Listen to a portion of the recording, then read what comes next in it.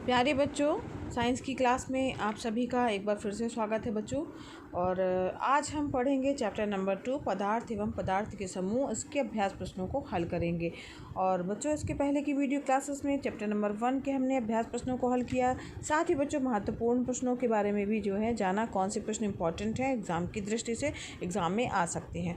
तो अगर आपने अभी तक वो वीडियो नहीं देखा है तो चैनल की प्लेलिस्ट पे डला हुआ जाकर के देख सकते हैं और उसका लाभ ले सकते हैं। साथ ही बच्चों, चैनल की प्लेलिस्ट में और दूसरे सब्जेक्ट के भी आपके क्लास के वीडियो डले हुए हैं, तो आप उनको भी विजिट कर सकते हैं। चलिए यहाँ आगे बढ़ते हैं पदार्थ एवं पदार्थ के समूह के बारे में। तो बच्चों, ये चैप्टर जो है वो हम लोग अच्छे से पढ़ चुके हैं, कंप्लीट कर चुके हैं। आज इसके अभ्यास प्रश्नों को हमें करना है। तो चलिए बिना किसी देरी के बढ़ते हैं इसके अभ्यास प्रश्नों की ओर। तो अभ्यास प्रश्नों में टिक मार्क का है पहला प्रश्न, सही विकल्प छाट करके लिखना है, जिसमें का है वर्गीकरण आवश्यक होता है। और ऑप्शन दिया गया है वस्तुओं को व्यवस्थित रखने हेतु, वस्तुओं एवं पदार्थों के गुणों को आसानी से समझने हेतु, विद्यालय के पुस्तकालय हेतु, और चौथा दिया सभी हेतु। तो यहाँ पर जो है इसका बच्चों सही विकल्प क्या होगा, सभी हेतु। ठीक है, तो ये वाला विकल्प आपका सही होगा, टिक कर लीजिएगा इसको। आगे बढ़ते हैं नेक्स्ट विकल्प की ओर। अगला क्वेश्चन है आपका, किसी द्रव को गर्म करने पर वह बदल जाता है। तो जब किसी भी हम द्रव को जो है गर्म करते हैं तो वो जलवाष्प के रूप में बदलता है। यहाँ पर 3rd नंबर का विकल्प इसका सही होगा, इस पर आप कर लीजिएगा। खा क्वेश्चन जो है वो एग्ज़ाम की दृष्टि से इम्पोर्टेंट है, तो उसको जो है आप टिक लगा लीजिएगा। फिर इसके बाद नेक्स्ट प्रश्न है आपका, वो है गैस को किस बर्तन में रखने पर वह किसी बर्तन में अगर मान लीजिए गैस को रख रहे हैं तो निश्चित रूप से बच्चों अगर गैस है तो वो इधर उधर पूर करके जो है वो पूरे हिस्से में फैल जाएगी। ठीक है, तो यहाँ पर जो है इसमें जो इसका उत्तर होगा, गा जो प्रश्न है वो है उसमें जिस बर्तन में हम रख रहे हैं उसमें पूरी तरह से फैल जाएगी, यानी 2nd नंबर का जो है आपका विकल्प सही होगा। अगला प्रश्न है बच्चों घा, ये इंपॉर्टेंट प्रश्न है, जिस पे ये टिक लगा दिख रहा है बच्चों, ये इंपॉर्टेंट क्वेश्चन है, उसको ध्यान रखिएगा, एग्जाम की दृष्टि से भी इंपॉर्टेंट है। पदार्थ की निर्माण इकाई है, तो पदार्थ की निर्माण इकाई यानी कोई भी पदार्थ जो है वो परमाणु से मिलकर के बना होता है, पहला जो है इसका विकल्प सही है। ठीक है, तो यहाँ पर अब विकल्पीय प्रश्न हम कर चुके हैं, अब चलते हैं रिक्त स्थानों की पूर्ति की ओर। तो यहाँ पर रिक्त स्थानों में जो है वो पहला रिक्त स्थान है आपका ठोस का आकार होता है। तो ठोस का आकार कैसा होता है बच्चों, निश्चित होता है, तो यहाँ पर निश्चित आप लिख दीजिएगा, निश्चित।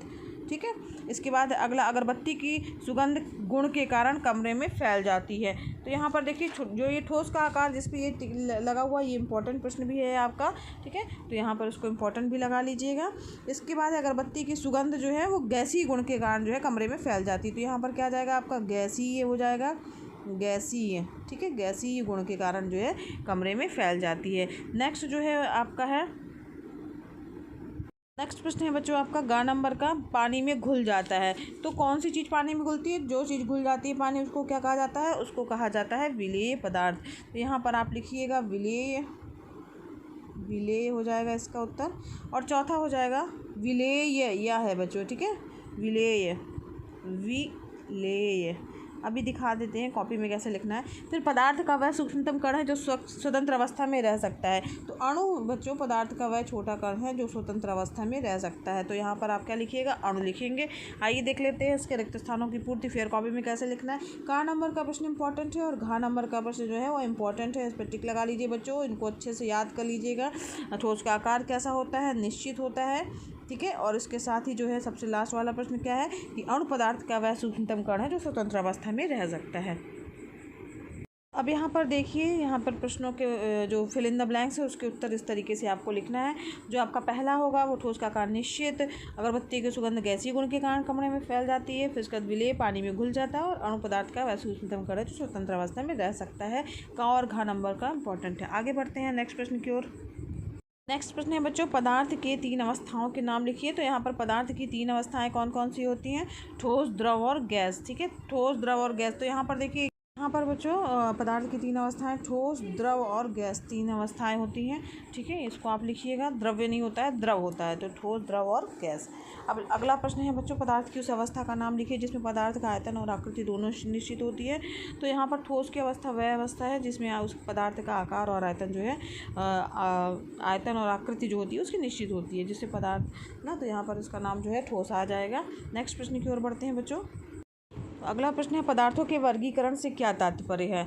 तो जब हम वस्तुओं को उनकी विशेष गुण, उपयोग आदि के आधार पर अलग अलग समूहों में रखते हैं तब उनकी पहचान आसानी से की जा सकती है। और वस्तुओं को उनके सामान्य लक्षणों के आधार पर अलग अलग समूह में व्यवस्थित करने की क्रिया को ही क्या कहा जाता है? वर्गीकरण कहा जाता है।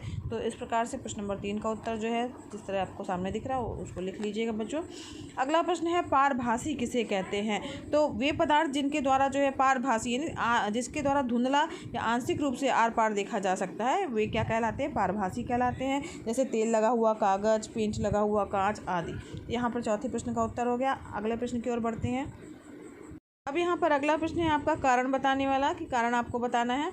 तो प्रश्न नंबर इसका 1 है, जो कि प्रश्न नंबर 1 जो दिया गया है वो है आपका कारण बताने का कि द्रव पदार्थों की आकृति निश्चित नहीं होती है, क्यों? तो यहाँ पर जो ठोस पदार्थों की तुलना में द्रव के अणु जो होते हैं बच्चों वो दूर दूर होते हैं और उसमें किसी प्रकार का जो आपसी आकर्षण बल जो रहता है वो उस ठोस की तुलना में जो होता है वो कम होता है। इसी कारण द्रव पदार्थों की आकृति जो होती है निश्चित नहीं होती है, किंतु उसके कणों का एक सीमा में बंधे रहने के कारण ही इसका आयतन जो होता है वो निश्चित होता है, जबकि आकृति क्या होती है? अनिश्चित होती है, क्योंकि द्रव के अणु जो होते हैं वो ठोस की तुलना में दूर दूर होते हैं। अगला प्रश्न है आपका जल से भरा गिलास खाली गिलास की अपेक्षा भारी होता है। तो जल से भरा हुआ गिलास बच्चों खाली गिलास की अपेक्षा भारी लगता है, क्योंकि जल से भरा गिलास जल के भार के कारण भारी होता है। इसमें पानी का वजन भी जो है वो बढ़ जाता है, जिसके कारण वो भारी लगता है। अगले प्रश्न की ओर बढ़ते हैं। यहाँ पर जो है निम्नलिखित प्रश्नों के उत्तर अपनी पुस्तक में जो है उत्तर पुस्तिका में लिखना है। तो यहाँ पर पहला प्रश्न दिया गया है कि एक प्रयोग बताएं जिसमें स्पष्ट होता है कि पदार्थ जो है वो स्थान घेरता है। तो यहाँ पर किसी भी मेज पर पुस्तक, डिब्बा, ईंट, डस्टर आदि को अलग अलग रख देंगे तो हम देखते हैं सभी वस्तुएं कुछ न कुछ जो है वो स्थान घेरती हैं। ठीक है। तो इसका नेक्स्ट प्रश्न दिया है किसी पदार्थ की ठोस अवस्था से द्रव अवस्था तथा द्रव अवस्था से ठोस अवस्था में कैसे बदला जा सकता है किसी पदार्थ को। तो हम ठोस पदार्थ जैसे मान लीजिए बर्फ़ है या मोम लेते हैं, उसे गर्म करते हैं तो क्या होगा कि वह ठोस अवस्था से द्रव अवस्था में बदल जाएगा। इसका फिर से ठंडा करते हैं तो वह द्रव अवस्था से वापस ठोस की अवस्था में बदल जाएगा। ठीक है। तो इसका उत्तर इस तरीके से आप लिख लीजिएगा। नेक्स्ट प्रश्न की ओर बढ़ते हैं। ये प्रश्न बच्चों बहुत ही इंपॉर्टेंट प्रश्न है, एग्ज़ाम की दृष्टि से तो हद से ज़्यादा इंपॉर्टेंट है, क्योंकि ये अक्सर एग्ज़ाम में हर साल लगभग जो है वो आता ही आता है। ठोस, द्रव और गैस में जो है वो अंतर लिखना। ठीक। तो यहाँ पर ठोस, द्रव, गैस में अंतर जो है इंपॉर्टेंट प्रश्न है, इसको ज़रूर से आप अच्छे से तैयार कर लीजिएगा। और यहाँ पर देखिए सबसे पहले जब अंतर लिखिएगा तो आप इस तरीके से भी लिख सकते हैं 3 कॉलम बना करके। और यहाँ ठोस, फिर द्रव और गैस। तो ठोस का आकार और आयतन दोनों निश्चित होते हैं। द्रव का आकार और आयतन आकार तो अनिश्चित होता है, किंतु आयतन जो होता है वो निश्चित होता है। और गैस का तो ना ही आकार निश्चित होता है ना ही आयतन निश्चित होता है। पॉइंट बना के लिखिएगा। पहला पॉइंट तीनों को पहले लिख लीजिए। फिर इसके बाद दूसरा पॉइंट जो रहेगा, ठोस के अणु जो होते हैं वो बहुत पास पास होते हैं और द्रव के अणु जो रहते हैं ठोस की तुलना में थोड़ा सा उससे दूर दूर होते हैं और गैस के अणु जो रहते हैं बहुत दूर दूर होते हैं। ठीक है। तीसरा पॉइंट इनका हो जाएगा कि आकर्षण बल ठोसों में बहुत अधिक होता है और द्रव की बात करें तो द्रव में आकर्षण बल ठोस की तुलना में कम होता है और गैसीय पदार्थों में आकर्षण बल जो है वो ना के बराबर होता है। ठीक है। फिर इसके बाद चौथा पॉइंट इनका बन के आएगा कि जो ठोस पदार्थ हैं उनके उदाहरण आप लिख सकते हैं, जैसे ईंट है, कांच है, लकड़ी है। द्रव पदार्थों की बात की जा रही है तो इसके उदाहरण आप दे दीजिए, दूध है, पानी है, तेल है ना, लिक्विड वाला, जिस लिक्विड को ही द्रव को जो है इंग्लिश में लिक्विड कहा जाता है। गैस की अगर हम बात करें तो वायु हो गया, धुआं हो गया, है ना, ये सब जो है वो गैस के अंतर्गत आएंगे। तो इस प्रकार से जो है अंतर जो है आप तीनों का ज़रूर याद कर लीजिएगा। बहुत ही इंपॉर्टेंट प्रश्न है बच्चों, इसलिए इसका अंतर ज़रूर याद कर लीजिएगा, तैयार कर लीजिएगा, एग्ज़ाम की दृष्टि से इंपॉर्टेंट है। इसके बाद नेक्स्ट प्रश्न है आपका पारदर्शिता के आधार पर पदार्थ कितने प्रकार के होते हैं, उदाहरण सहित लिखिए। तो यहाँ पर पारदर्शिता के आधार पर पदार्थों की बात हो रही है बच्चों। तो पारदर्शिता का मतलब होता है आर पार दिखाई देना। ठीक है। तो पारदर्शिता के आधार पर पदार्थ को 3 भागों में बांटा गया है, पारदर्शी पदार्थ, अपारदर्शी पदार्थ और पारभासी पदार्थ। पारदर्शी पदार्थ तो वे पदार्थ जिनके आर पार देखा जा सकता है पारदर्शी पदार्थ कहलाते हैं। ठीक है। इसके बाद पदार्थ का यह गुण पारदर्शिता कहलाता है। ठीक। इसके बाद जैसे कांच हो गया, जल हो गया, ये सब। अपारदर्शी पदार्थ तो वे पदार्थ जिनके आर पार नहीं देखा जा सकता है, अपारदर्शी कहलाते हैं। और जैसे कि दीवार है, घड़ी है, कागज़ है, ये सब हो गया। इसके बाद पारभासी यानी ऐसे पदार्थ जिनके द्वारा धुंधला या आंशिक रूप से जो है आर पार देखा जा सकता है पारभासी पदार्थ कहलाते हैं। जैसे तेल लगा हुआ कागज़ हो गया, पेंट लगा हुआ कागज़ हो गया, तो ये जो है आप पारभासी पदार्थ कहलाएंगे। तो इसका उत्तर जो है आप लिख सकते हैं। अब नेक्स्ट प्रश्न प्रश्न की ओर बढ़ते हैं।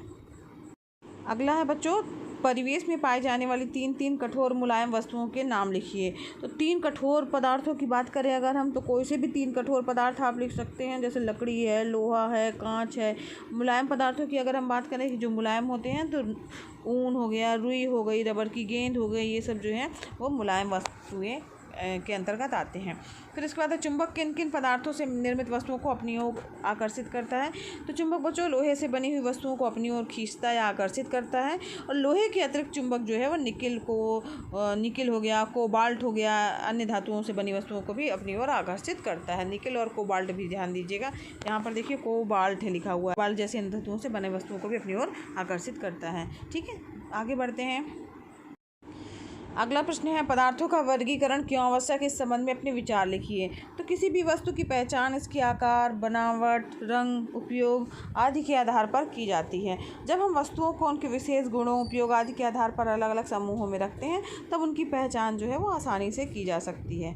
वस्तुओं को उनके सामान्य लक्षणों के आधार पर अलग अलग समूहों में व्यवस्थित करने की जो ये प्रक्रिया है, करने की क्रिया है, वो वर्गीकरण कहलाती है, या इस क्रिया को वर्गीकरण कहते हैं। और पदार्थ की बाह्य संरचना के आधार पर वर्गीकरण भौतिक वर्गीकरण कहलाता है, और आंतरिक संरचना के आधार पर वर्गीकरण जो है वो रासायनिक वर्गीकरण कहलाता है। भौतिक वर्गीकरण के अंतर्गत पदार्थ को ठोस, द्रव और गैस, ठीक है, इनमें विभाजित किया जा सकता है। और रासायनिक वर्गीकरण के अंतर्गत पदार्थ को तत्व, यौगिक एवं मिश्रण में विभाजित किया जा सकता है। ठीक है, तो यहाँ पर ये प्रश्न हमारा समाप्त हुआ। साथ ही अभ्यास प्रश्न जो है सारे हम लोगों ने कंप्लीट कर लिए हैं। और इसमें से इम्पोर्टेंट प्रश्न जो है वो है मेन, ठोस, द्रव और गैस में अंतर लिखना, और चुंबक किन किन पदार्थों से निर्मित वस्तुओं को आकर्षित करता है। तो ये दोनों प्रश्न इंपॉर्टेंट हैं। और ये भी प्रश्न इंपॉर्टेंट है बच्चों कि पदार्थ की 3 अवस्थाएं कौन सी हैं, ठोस, द्रव और गैस। ठीक, तो यहाँ पर इंपॉर्टेंट प्रश्नों की भी हम लोगों ने बात कर ली, तो उनको भी आप अच्छे से तैयार कर लीजिएगा। और अगर बच्चों ये वीडियो आपके लिए हेल्पफुल लगा हो तो वीडियो को ज़रूर लाइक कीजिएगा। चैनल पर नए हैं तो चैनल को सब्सक्राइब कीजिए। साथ ही बच्चों बेल आइकन भी प्रेस कीजिएगा ताकि आपको नए वीडियो का नोटिफिकेशन मिलता रहे। और बच्चों प्लेलिस्ट पे ज़रूर विजिट कीजिएगा। ये वीडियो क्लासेस फ्री हैं, तो आप भी लाभ लीजिए, अपने फ्रेंड्स को भी शेयर कीजिए ताकि वो भी इसका लाभ ले सके। धन्यवाद बच्चों, मिलते हैं नेक्स्ट वीडियो क्लास में।